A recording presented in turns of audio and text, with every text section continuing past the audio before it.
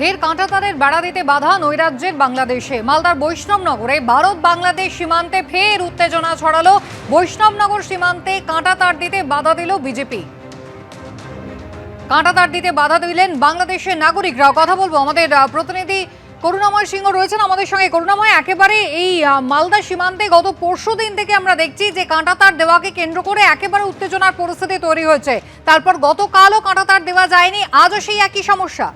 একদমই, দেখো গত পরশুদিন থেকে এই সমস্যার সৃষ্টি হয়েছে। গতকাল সকালে কাজ আরম্ভ করেছিলেন বিএসএফ এর আধিকারিকরা, কিন্তু বিকেলের দিকে সেই কাজ বিজিবি বন্ধ করে দেয়। এবং তোমাকে বলে রাখি যে স্থানীয় বাসিন্দারা জানাচ্ছেন যে বিজিবি পাশাপাশি বাংলাদেশের নাগরিকরাও তারাও কিন্তু ধেয়ে আসে এই সীমান্তের এদিকে। বিজিবির যেটা দাবি যে এই যে জায়গাটিতে তার কাটা দেওয়া হচ্ছে সেই জায়গাটি হচ্ছে ডিসপুট ল্যান্ড। যদিও এর আগেই ফ্ল্যাগ মিটিং করে বিএসএফ পরিষ্কারভাবে জানিয়ে দিয়েছিল যে ওই জায়গাটি ভারতীয় ভূখণ্ডের মধ্যে পড়ে এবং মানচিত্র দেখিয়ে পুরো বিষয়টি বোঝানো হয়েছিল বিজিবিকে। তারপরেও বিজিবি কিন্তু বারবার বাধার সৃষ্টি করছে কাজে, এবং গতকাল বিকেলের পর থেকে আজকেও কিন্তু কাঁটাতার দেওয়ার কাজ আরম্ভ করা সম্ভব হয়নি। কুসুমিতা, একেবারে করুণাময়, তুমি আমাদের সঙ্গে থাকো। গত সোমবার থেকে কাজ শুরু হয়েছিল, কিন্তু যখন কাজ শুরু হয় তখন এই বাংলাদেশের বিজেপি আর বাংলাদেশের স্থানীয় বাসিন্দাগুলো আমাদের বিএসএফ অ্যাটাক করার চেষ্টা করেছিল। তখন আমরা সাথে সাথে আমরা খবর পাই এবং আমাদের গ্রামবাসী, পুরো গ্রামবাসী আমরা একতা হয়ে তাদের উপর আমরাও এগিয়ে যাই বিএসএফের সঙ্গে সঙ্গে। আজকেও কাজ করতে গেছিলো, আবার আজকেও কাজ বন্ধ হয়েছে।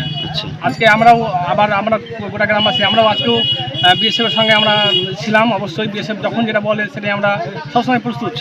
চোরা কারবার হচ্ছে, ওই জন্যই তো এটা তার কাটা দেওয়া খুব প্রয়োজন। আচ্ছা, কারণ এখন বর্তমানে যা পরিস্থিতি বাংলাদেশে, এখন ইউনিট সরকার এসে বর্তমানে আমাদের বাংলাতে ভারতে বিভিন্ন জায়গায় ওরা জঙ্গি সরিয়ে দিচ্ছে। এই পথে কি অনুপ্রবেশের ঘটনা ঘটতো আগে? হ্যাঁ, এর আগে ঘটেছিল, অনেক ঘটেছিল। মানে মানুষ আসতো? হ্যাঁ, মানুষ আসতো। আগে আরও গ্রুপ পাচার হতো, আরও ইত্যাদি অনেক কিছু হতো। বাংলাদেশে যেমন আমাদের ওখানে আরও অনেক ক্ষতি করে বাংলাদেশের লোক, আমাদের ফসল কেটে নিয়ে চলে যায়, মানে ওরা অনেক অত্যাচার করে। এখানে খবর আছে যে ওখানে রোহিঙ্গারা সব পরিবার নিয়ে বসে আছে, ওখানে হুঁড় লাগিয়ে তারা ঢোকার চেষ্টা করছে। উনাদের কোনো কাজ নাই, একমাত্র সন্ধ্যা ভরে আছে আর তারা হুঁড় লাগাবার জন্য আছে। মানে ওরা অনুপ্রবেশের চেষ্টা করছে? অনুপ্রবেশের চেষ্টা করছে। আচ্ছা, আগেও কি এই পথে অনুপ্রবেশ ঘটেছে? এর আগে ঘটেছে হয়তো, কিন্তু এরকম তো কোনো এই দু দেশ থেকে কোনো গন্ডগোল আমাদের জন্মে শুনিনি। তবে আমাদের বাপ দাদার আমলে এটা হয়েছিল। কাজে বাধা দিয়েছে যে সকাল থেকে ওই 11টা থেকে কাজ বন্ধ হয়। সকালে দিয়ে কাজ করতে গেছিল, দিয়ে বন্ধ হয়ে গেছে। বিজেপি অবজেকশন করছে? হ্যাঁ, বিজেপি অবজেকশন করছে। আমাদের জায়গাতে আমরা রাস্তা করব, তা বাধা দেন 19 সরকারকে।